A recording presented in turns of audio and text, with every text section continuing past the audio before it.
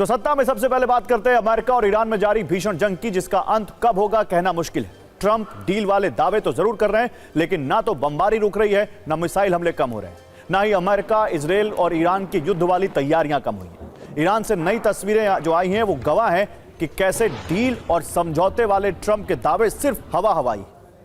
वैसे भी ईरान ने अमेरिका की धमकियों से डरने वाला ईरान नहीं है, ऐसे कई स्पष्ट संदेश ईरान के अधिकारियों की ओर से दिए गए। ट्रंप ने ईरान को 5 दिन की मोहलत दी है। इसके जवाब में ईरान ने न सिर्फ सख्त तेवर दिखाए हैं, बल्कि कई शर्तें सामने रखी हैं। ट्रंप ने कहा था कि ईरान को 5 दिन का वक्त दे रहे हैं, इस दौरान हमले नहीं होंगे, लेकिन ट्रंप की इस घोषणा के बावजूद हमले तो हो रहे हैं। ईरान भी उसी अंदाज में जवाब दे रहा है। ईरान के जनरल हसैन रजाई ने धमकी दी है कि यह जंग अभी रुकने वाली नहीं है। संघर्ष अब तब तक जारी रहेगा जब तक ईरान की मांगें पूरी नहीं हो जाती। नुकसान की भरपाई न होने तक जंग होगी। ईरान से सभी आर्थिक प्रतिबंध हटाए जाएं, अमेरिका के हमले न होने की गारंटी दी जाए। ईरान के आंतरिक मामलों में अमेरिका का हस्तक्षेप नहीं चाहिए। इतना ही नहीं, ट्रंप के सीज फायर के दावे को भी ईरान ने ठुकरा दिया है। तनाव के बीच ईरान ने इजराइल में ताबड़तोड़ एयर स्ट्राइक की। ईरान ने इजरायली ठिकानों पर मिसाइलें दागी। कहानी यही है कि ट्रंप की डील वाले दावे के बाद जंग रुकनी चाहिए थी, ये और भी ज्यादा भड़क चुकी है। एक बार फिर ट्रंप के बयानों, फैसलों और नीतियों पर सवाल उठ रहे हैं। सवाल यही है कि आखिर ट्रंप चाहते क्या है। ट्रंप की शांति वाले बयान के बाद और इजराइल और आक्रामक हो चुका है। दक्षिणी तेहरान पर इजराइल ने कुछ घंटे पहले बड़े हमले किए। IRGC के एम्यूनिशन डिपो पर मिसाइल अटैक किया, जिसके बाद हथियारों से भरे गोदाम में भयंकर धमाका हुआ। और इन्हीं वजहों से ईरान भी बेहद आक्रामक है। ईरान ने तेल अवीव पर क्लस्टर बॉम्ब से हमले किए, बैलिस्टिक मिसाइलों से अटैक किया। तेल अवीव पर 12 घंटे में 3 बार हमले हुए। दावा है कि 24 घंटे में इजराइल पर 63 बार हमले किए गए।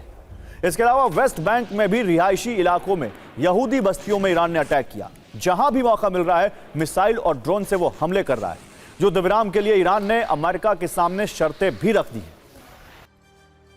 तो ट्रंप और नेतन्याहू चाहे जो भी रणनीति बनाए, ईरान का मकसद बिल्कुल क्लियर, एजेंडा क्लियर है।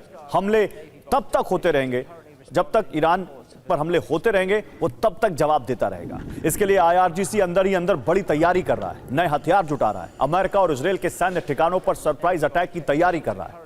जो नई रिपोर्ट सामने आई है उसके मुताबिक अमेरिका से युद्ध के बीच ईरान ने अपनी सैन्य रणनीति में अचानक बदलाव किया है। रक्षात्मक से आक्रामक ईरान की सैन्य रणनीति अब और आक्रामक हो रही है।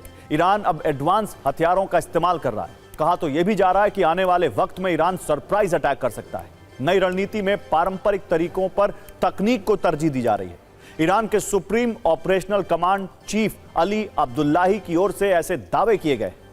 आपको बताते हैं कि कैसे होर्मुज स्ट्रेट में ईरान ने बड़ी तैयारी की है। एक तरफ अमेरिका और इजराइल सीक्रेट ऑपरेशन का प्लान बना रहे हैं और दूसरी ओर ईरान बारूदी माइंस के जरिए जवाब देने की तैयारी कर रहा है। दावा किया गया है कि ईरान ने 12 विशेष बारूदी सुरंग यानी माइंस बिछाई हैं। समंदर की गहराई में माइंस बिछाई गई हैं। महाम 3, महाम 7 की बारूदी माइंस बिछाई गई हैं और मकसद यही है कि अगर पश्चिमी जहाज यहां से गुजरे तो विस्फोट किया जाए। ईरान पर हमला कर रहे अमेरिका और इजराइल पर प्रेशर बढ़ाया जाए। सवाल यह है कि महाम बारूदी माइंस कितनी घातक है।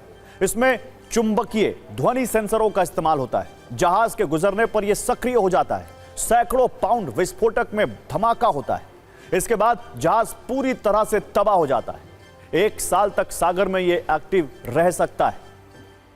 तो महाम बारूदी माइंस की जानकारी आपको और भी आसान भाषा में देते हैं। यह ईरान की नौसेना की ओर से विकसित समुद्री बारूदी माइंस की एक श्रृंखला है, जिसे महाम 3 और महाम 7 ये कहते हैं। ये समुद्री खदानें जो मुख्य रूप से जहाजों को नुकसान पहुंचाने के लिए बनाई गई हैं। ये बारूदी सुरंगें, बारूदी सुरंग सामान्य रूप से विस्फोटक से भरा उपकरण होता है जो दुश्मन के जहाज, टैंक या सैनिकों को नष्ट करने के लिए छिपा कर रखा जाता है। ये 2 तरह की होती है, एक समुद्र तल से रस्सी से बंधी रहती है और दूसरा पानी की सतह के पास रहती है। ईरान की ऐसी तैयारियों के बीच आज आपको ईरानी सेना के प्रवक्ता की नई धमकी भी सुननी चाहिए। धमकी से ज्यादा इसे आप डायलॉग बाजी कह सकते हैं। उन्होंने कहा कि ट्रंप ने ईरान युद्ध को हॉलीवुड फिल्म समझ लिया है। ईरान को हल्के में लेने की अमेरिका ने भूल कर दी है।